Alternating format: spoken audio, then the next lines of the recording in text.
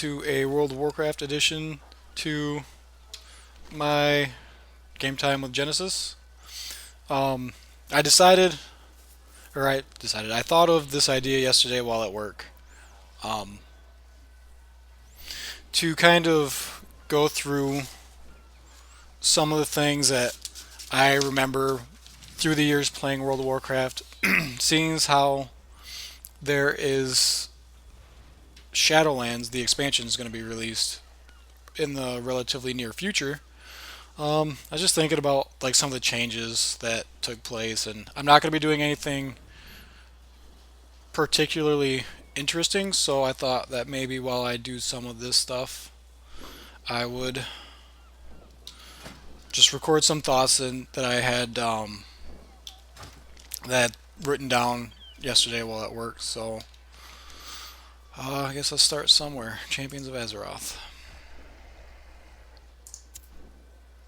I don't know why it takes me there.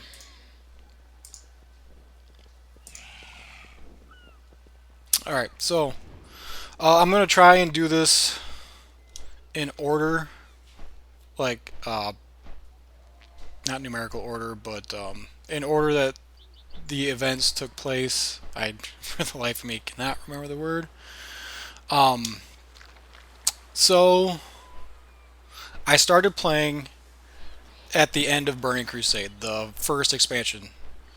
And I started out on the realm Manaroth, which was a PvP realm. So the thing that I by far remember the most about those days is getting ganked a lot. I played an alliance character, and Manaroth was a horde dominated PvP server. So I died a lot, a lot, a lot. Stranglethorn Vale, South Shore, Use the heart of Azeroth to mend them. Isle of Kel'Donis. I call it Isle of QD because I have no idea if I'm pronouncing that uh, place correctly. Is just kind of a nightmare. Um, I got fed up with it pretty fast. The reason I started on a PvP server was because my sister and one of my best friends was playing on that realm at the time, and my friend is one of the best video gamers I know. So I figured with him around, I wouldn't have much to worry about. And I didn't when he was around. He was an awesome paladin. But even he wasn't around all the time. So doing dailies and the Isle of QD at the time was just... it sucked. Probably the second biggest thing I remember, especially leveling up back then, was spells and abilities had to be learned at a class trainer, and not only that, but spells and abilities had ranks to them, so that every few levels you had to fly back to a major city or wherever there was a closest class trainer and buy your new skills. And if there was usually, if you didn't learn something new within a couple levels, then you learned a new rank. So like my first character was a mage. There was so many different ranks of Fireball and Frostbolt that I'd have to learn. It was what it is. It was kind of like a gold sink, so it kind of ties into like back then, gold was rather hard to come by. Like you never would have seen somebody with 50,000, 100,000 gold. I thought somebody that had 15,000 golds was just an absolute baller. Like, drawing a great deal of power from it. I remember when I first hit 10,000 gold, I just thought I was the richest person ever. Mounts were relatively expensive, and if I had more than one I could ride at a time, I just thought it was the coolest. Especially the second character ever I created was on normal PvE server. I was a human, and I hit Exalted with a Night Elf so I could ride the Night Sabers. It was freaking sweet. Anyways, alright, trying to unlock the Warlock and Paladin mounts. Now, I never did unlock the Warlock mount, but I did unlock the Paladin mount before they changed how those two classes learn their mounts. Their level at the time it was 40 mount. I think it was 40. It was learned through a class trainer, but then to get their epic mount, I believe it was at 60. You had to do a huge ass quest chain, and it was a pain in the ass. I remember, I'm pretty sure I got the paladin mount for sure that way, and I got the feat of strength achievement for it. I think it ended in Dire Mall, somewhere in Dire Mall. But anyway, I just remember hitting level 60, and I wanted to keep questing, but I just couldn't keep going without my epic mount. So I remember sitting around Stormwind for the longest time trying to buy somebody's help to help me because I had no idea what the hell I was doing. I think somebody helped me for like 10 gold at the time, which was not something I gave up very lightly. Yeah, and I rolled a warlock character eventually, but by the time I got to having to use the epic mount, it was just something that you could learn from the class trainer instead of having to do the quest chain. Thank God, because I mean, it's like pick your poison. You'd have to do a really hard quest chain to unlock your mount, or you could just pay to unlock it with another class. But either way, yeah, like I mentioned, gold was hard to come by. So next thing, the Ring of Blood, Amphitheater of Anguish, and Crucible of Carnage. So when I first started playing in Outlands, I was nearly level 70. If I remember right, you had to be level 65 to start the Ring of Blood. But I didn't know anything about it until I started leveling Nagrind, which was pretty late. And my friend was like, the one that originally got me into WoW, he was like, well, have you done the Ring of Blood yet? I was like, well, what the fuck is that? He was like, well, he grouped up with me and took me there, showed me where it was, and pretty much ran me through it. And watching him solo all the shit was amazing to watch, because I was like, there's no fucking way I would ever be able to do it. And then the Battle Mage's Baton, which I got because of it, is the name of the staff. I have it for Transmorg, and I use it from time to time because I love it so much.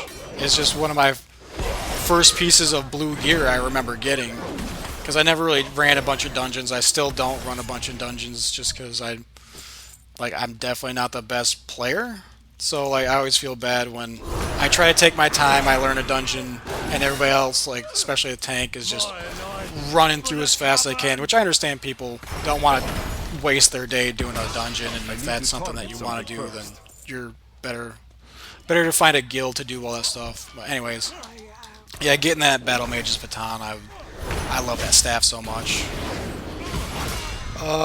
Amphitheater of Anguish, the same thing. I remember doing that with a random group, and was it the last part of the amphitheater was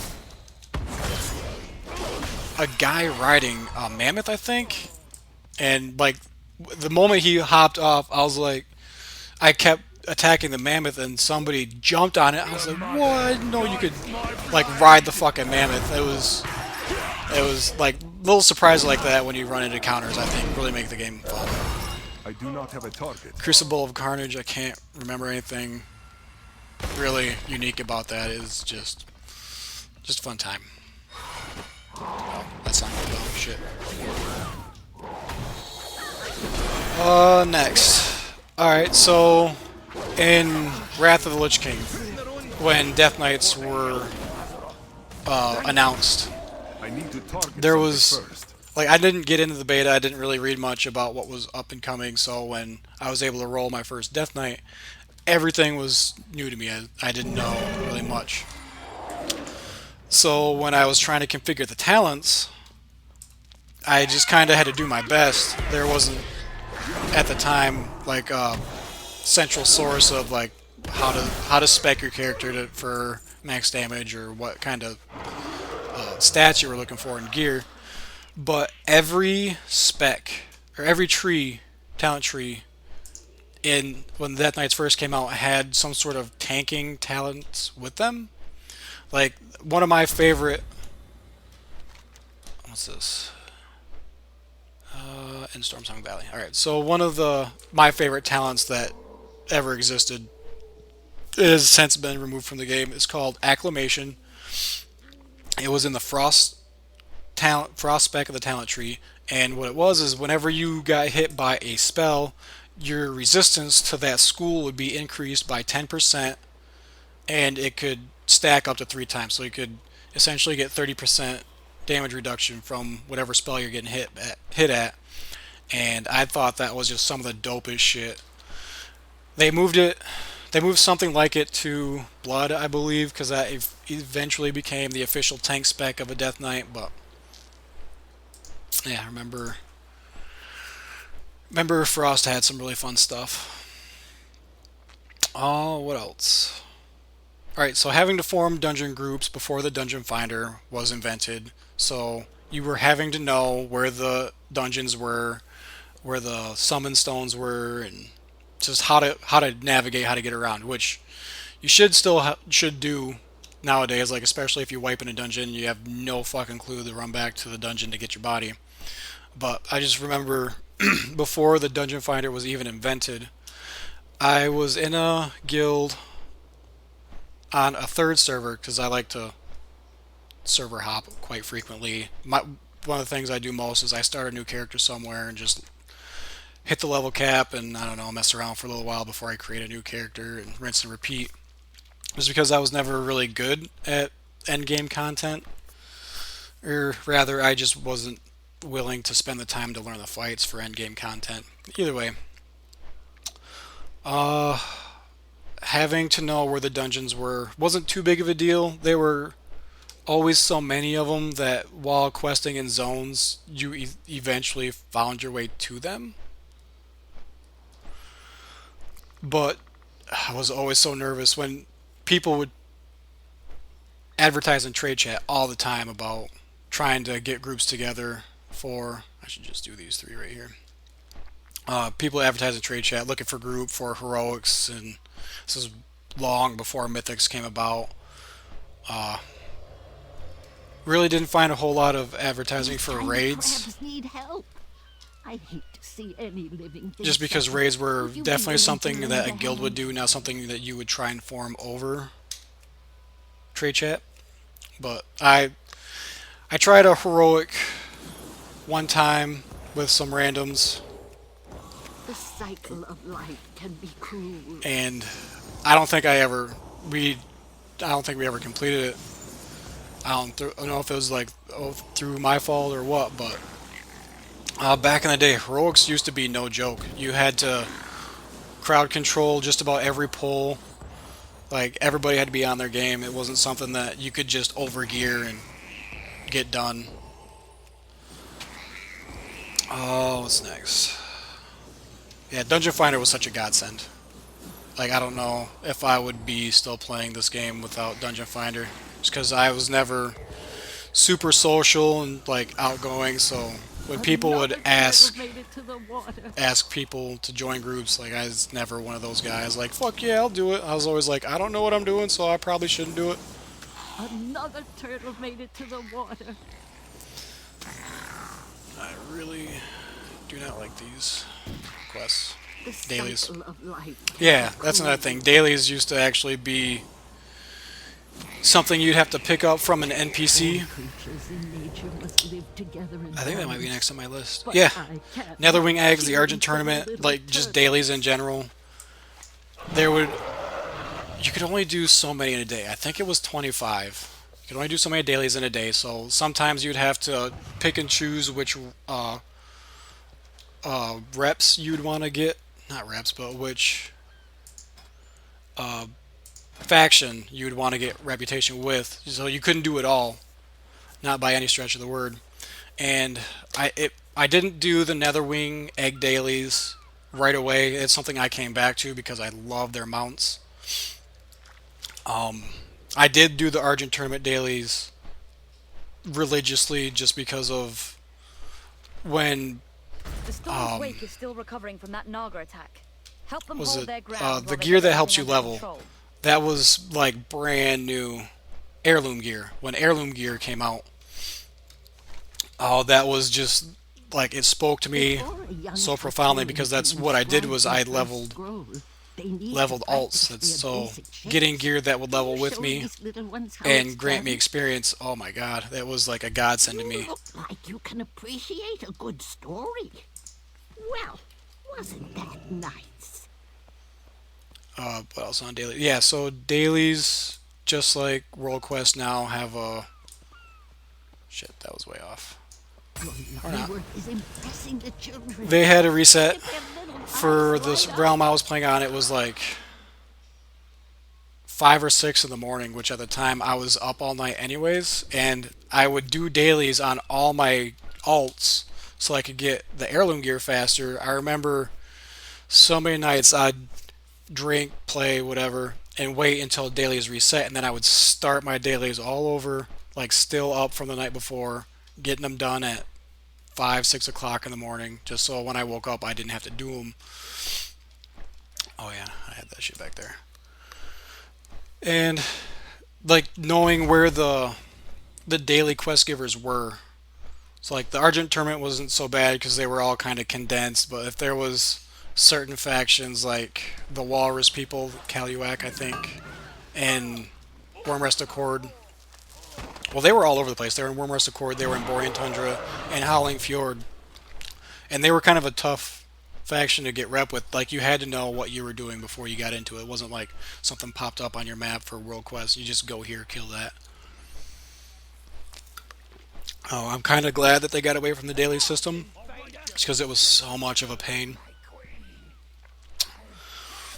But so questing in Westfall before Cataclysm came out, which reshaped the world, was somebody released stats on like all sorts of NPCs and whatnot, and I remember the brother of a friend happened to mention how there was a spellcaster NPC in Westfall, in Moonbrook specifically, that were responsible for the most player deaths out of any NPC ever.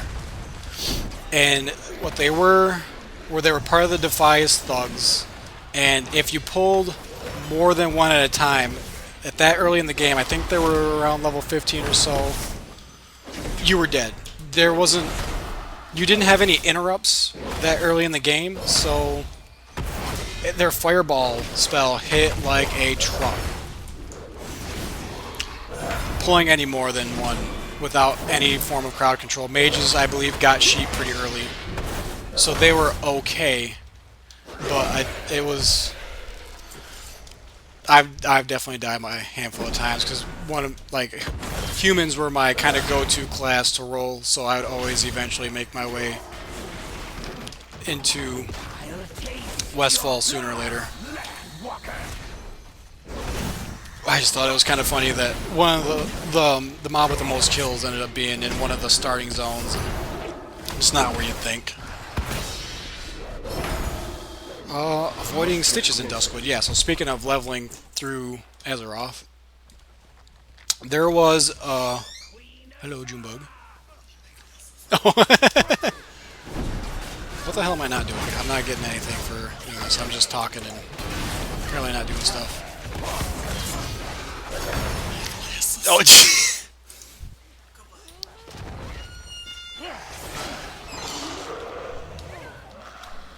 Fortified resistance.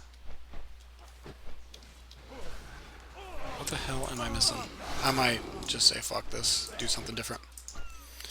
I thought just killing things would be fine. Unless it's in a certain area. I'll keep killing a few more things and talk. But anyways. Right, avoiding stitches in Duskwood.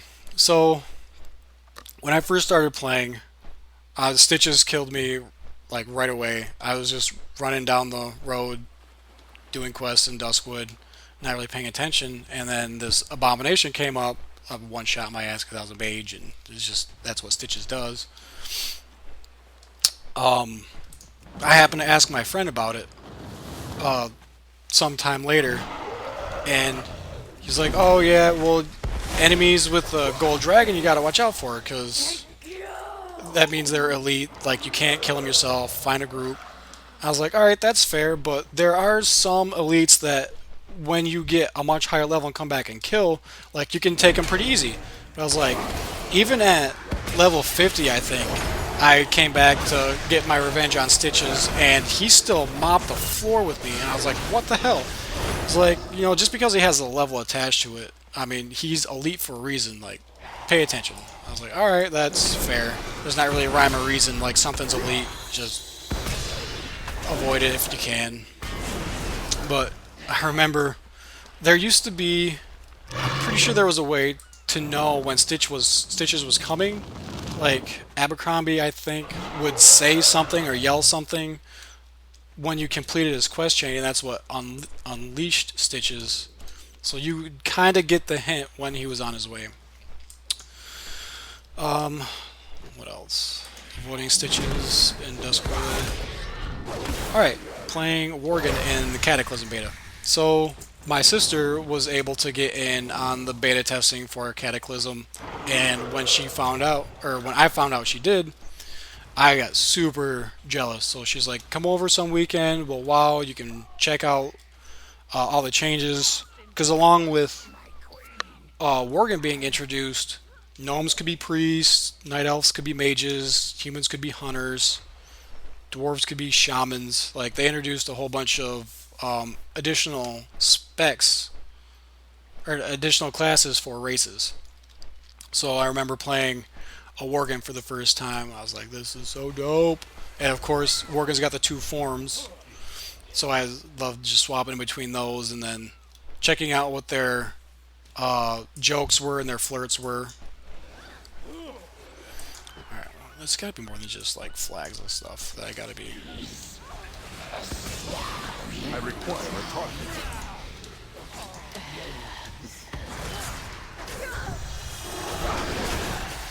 Right, playing Worgen in the Cata Beta, yeah, that was...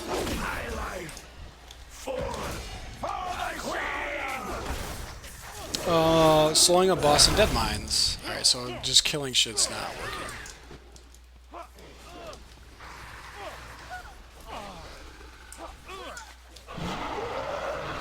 I'll come back to this later when I can pay more attention to what's going on. Slowing a boss in Dead Mines as a mage. So in Cataclysm, when the whole world got reshaped, they released the heroic version of Dead Mines, which was not much fun, at least to me anyways. I was never much in the way of dungeons, but I remember I was playing, like, me and one of my other friends went up to my father's cabin. We brought our computers. We were able to get internet up there through tethering our phones, and we were playing World of Warcraft. And he was a big raider. We need to collect the gold ourselves. He got the legendary staff in... it might have been Cataclysm, for that it doubled or duplicated a spell that, as a caster, whatever you casted it, the staff had a spell to duplicate it. I can't for the life of me remember the name of it. But when you completed the quest chain, there was a blue dragon that appeared over Stormwind. I do not have a target. And anyway, like, so like he's a proficient raider. He was able to get that staff, and like I remember PvPing with him and that staff. I was his healer. I played as shaman at the time, and of course, you know, enemy players would always go after the healer first, so I would kind of run around, try to keep myself alive as much as I can, while he played a shadow priest, would dot him up and just absolutely wreck, so of course I would die. He would wreck whoever was chasing us, and then after he killed them, he was able to res me. And anyways, I just remember I got off track. So right, he was a proficient raider. He got me to do Dragon Soul, which is the end raid in Cataclysm, and I ended up getting really lucky with some drops. I think I got 4 pieces of gear from one run, and one night I got drunk, which is what I usually do. I get drunk and play WoW, and I just was playing. I was doing random heroics to try and learn them, and just because I want to do something without much of a challenge. I got heroic Dead Mines, and for those who are familiar with the dungeon, there is a boss there where, yeah, I can take him. There's a spiral staircase that leads up to a room. The boss is a harvester or something like that, and the tank, I think it might have been his first time doing the dungeon, because what you're supposed to do when you pull the boss is you drag him up to the top of the ramp, because there are these ads that chase after whoever. I don't remember how their threat table worked, but there's somebody at the base of the ramp that's supposed to be in another robot that kills these things before they make it to the top of the ramp.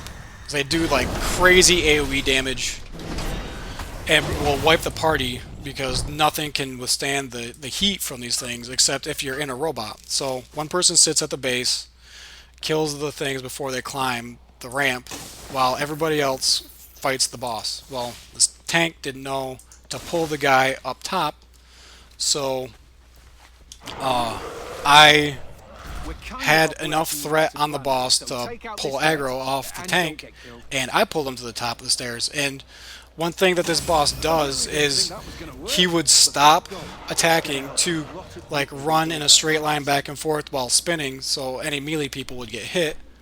Well, I was able, like, he did that a few times going up the ramp, so I didn't have to worry about that much damage. And like in between, I was able to recharge my blaze barrier, so that when he finally got to the top of the stairs, I ran out of room to run. I was able to pop my mirror image, so he would slowly go after the mirror images and then go back and forth. I ended up blowing all my cooldowns. I think I had to pop hero, but I soloed that boss by myself because the rest of the party was down fighting the ads that spawned throughout the fight. So I mean, I didn't have to worry about the ads. It was perfect. But I was kind of proud of myself for that. Especially as a mage, you're so squishy. You get the blades, you get the barrier spell, and other than that, you're kind of on your own. You have to keep an eye out your health, and if shit goes south quick, then you got invisibility, hopefully, as your fuck this, I'm out button. But it was probably one of the most fun I've ever had in a dungeon, is trying to solo that guy. Oh, else. So being good at PvP after moving to a PvE realm. So like I said, I grew up, in quotes, on a PvP server. So like, I was able to win a couple fights. I never instigated PvP just because I was so bad at it. I remember as a mage gathering herbs for alchemy at the time, and there was a druid that wanted to fuck my day up, but I ended up being able to take him. Fast forward to sometime later, and I rolled on a PvE server just because I was done dealing with getting ganked all the time. There would be a random horde that would attack low-level areas like Goldshire, like, all the time.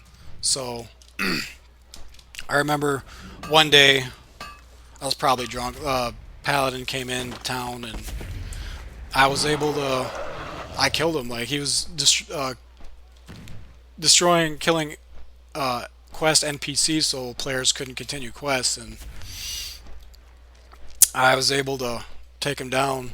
And I just remember thinking it was a lot easier than fighting somebody on a PvP realm, because obviously you're fighting other characters constantly, so you're getting adjusted to your character, you're learning what other classes have against you, like hunters and all that fun stuff. But I remember successfully defending Goldshire one day against this paladin, and I was really happy about it. Um, weapon skill levels. All right, so back in the day, you used to have weapon proficiency levels, kind of like profession levels, where the more you use it, the more it would rank up. And when you got a new weapon, if you didn't have the skill for it, you couldn't hit the broadside of a barn. Like, it just wasn't going to happen.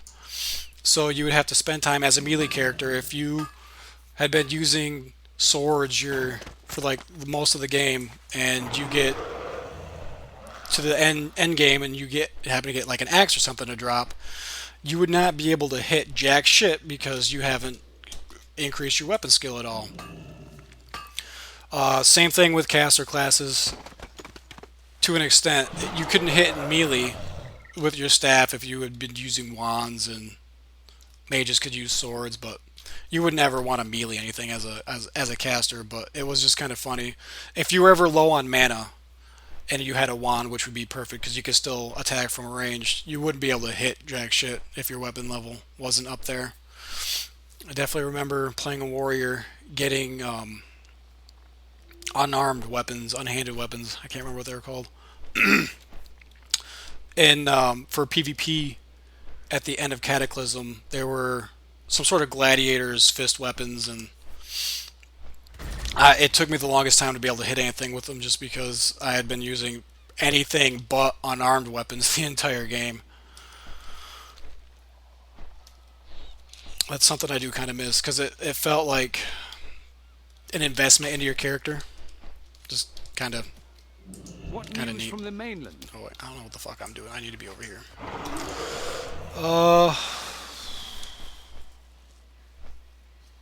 So attributes that used to be on gear, it got insane for the longest time. In Hello. Wrath of the Lich King, I think might have been at its height. So now in game, you have your standard stamina, intellect, strength, agility, versatility. Those are your core attributes, and then you would have crit, haste, now mastery, and versatility. That's pretty much it. But back then, there used to be hit rating. You used to have an additional 7% hit rating in order to fight heroic bosses, and it might have been even higher for raid bosses. So most of your high level gear had hit stat to it. There was expertise for melee users. There was a defense skill. Your tanks had to have a certain defense level in order to not get a crushing blow from a boss. There was you'd get mana back per 5 seconds for casters. Instead of versatility, it used to be spirit. There was armor penetration, there was block value, there was block rating, there was spell penetration, there was resilience for PvP, there was just all this additional stats that if you didn't have a guide or didn't know what you were doing, you have no idea what kind of stats you wanted to be looking for in gear. And I remember at the end of Wrath of the Lich King, there was a dungeon. I wish I could remember. It was at the end of the expansion when they released these 3 heroics. It was like Halls of Reflection, Pit of Saren, and the third one. The third one is the dungeon that had this trinket. As a melee user, when it procced, it would increase your armor penetration. And I remember as a warrior, I had 100% armor penetration when this trinket procced. So you would be doing insane amount of damage. All your melee damage would be completely through any kind of armor. Like you'd blew cooldowns when this procced, so that you would just it was insane. Yeah, all the different stats, trying to figure out what was good, what was bad, what you didn't need. And some you did need, like hit and expertise. I'm so glad they got rid of hit and expertise. With Azerite and are going crazy. Put them down. So, I think that's kind of it for now. I did kind of want to mention some things that I gotten throughout the years that just meant a lot. Like I said, back in the day, gold was kind of hard to come by, so when I finally got the sandstone Drake mount, I thought like having 30,000 gold to make and buy the mats for that was such a big deal. When I was able to finally get the mount and fly my friends around to quest and just help them at the time, it was I loved it so much. And like I mentioned before, getting the paladin mount, that was one of my biggest things that I remember, definitely. Just I was stressing so bad after the event ended to make sure I actually got the mount and could leave the instance. That was definitely stressful. At the time, there wasn't much help if you didn't get it, so the guy that did help me, once he was gone, I was like, oh god, please make sure I can still use this thing. I remember helping friends farm the tiger mount from Zul'Gurub. Or Zul'Aman? Zul'Gurub? I need to Zul'Gurub. target something first. I helped 2 people get it, and I mean, they were super happy when they got it. I really wasn't much of a mount person back then. I did get the Ravenlord mount. That was the only mount that when I first saw it, I was like, I gotta have it. Like, that's one mount that I was the happiest to get. I ended up getting the Swift White Hawk Strider from Magister's Terrace, because I was trying to get the Phoenix pet at the time. Target. It just kind of happened along the way. It's a shame that Azerite is driving the elements out of control. I think that's just about it. Putting an end to this. I wanted to keep going until I complete these world quests, but I don't think I'll do the Waveblade and Cohen. I just don't really feel like going there right now. But yeah, that's some of the things I remember playing World of Warcraft through the years. All the changes, like all the changes to talents, glyphs when inscription was first introduced to the game. Everybody was an inscriptionist trying to fight for herbs.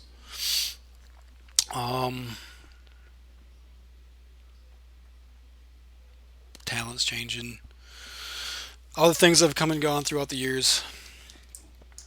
It's been a hell of a ride, and I'm looking forward to seeing what comes in the new expansion. I know there's a lot of promises being out there for the development team, excuse me. But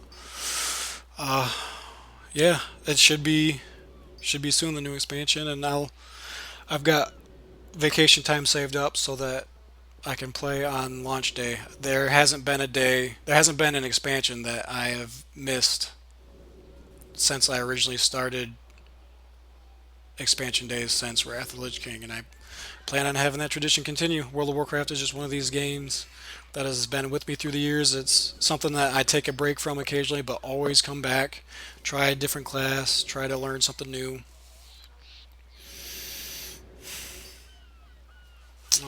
Quick recap there. So getting ganked a lot, having to buy spells and abilities, and having these have ranks, gold being a bit of a pain in the ass to come by, Ring of Blood, Amphitheater, Anguish, Crucible of Carnage. DK talents being all over the place when they were first coming out. Dungeon Finder, having to know the dungeons and getting groups formed beforehand. Dailies just in general. Knights of the Ebon Blade, I remember them having one of my favorite dailies where you got to mount a machine gun. Questing in Duskwood, questing in Westfall, playing the Worgen in the Cataclysm beta. Soloing the boss in Dead Mines. I wish I could remember his name. I could look it up in game scenes how I'm playing. I'll do that. Just because. Cataclysm. Dead Mines. Foe Reaper 5000. The Overdrive, that's the one where he went back and forth. Yeah, that was so many fond memories. But anyway, thank you for joining me for this World of Warcraft edition of Game Time with Genesis. Maybe if you guys enjoy me just doing random shit on WoW, let me know and I can go back to doing it, which I should not forget to turn in the Champions of Azeroth. That would be stupid to do the quest and not turn it in for credit. But anyways, I will see you next time.